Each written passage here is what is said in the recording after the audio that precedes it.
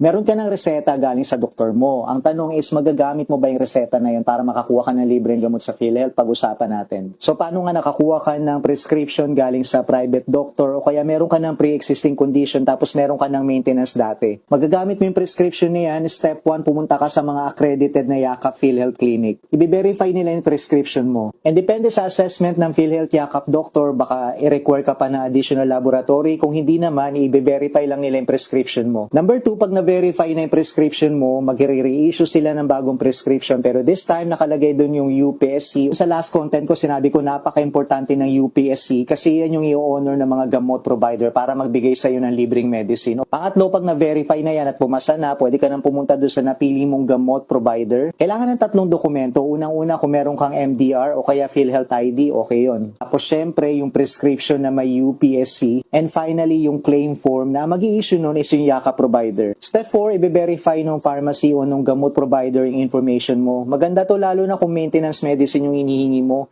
Hindi mo na kailangan pumunta na ibang gamot provider. Magkakaroon ka na ng record dun sa pharmacy na yun. Finally, number 5, pag na-approve na yun, makukuha mo na yung free medicine or subsidized medicine. Itong mga gamot provider na ito is merong coordination sa mga Yakap Clinic. Hopefully, in the coming days, makikita natin yung positive rollout ng mga gamot provider. Mas marami pa maka-avail ng free medicine at subsidized medicine. At marami pa sa mga kababayan natin yung makapag-avail ng consultation and screening ng Yakap. Lalong-lalo na ngayon yung Yakap, meron na rin mga free health screening ng mga cancers. Kung marami ka pang katanungan sa PhilHealth, gumawa ako ng playlist. Ang title ng playlist is PhilHealth Benefits. Makikita nyo agad sa taas ng profile ko yan. Isa-isayin nyo at malamang isa sa mga tanong yung masasagot ng mga video at contents na yan.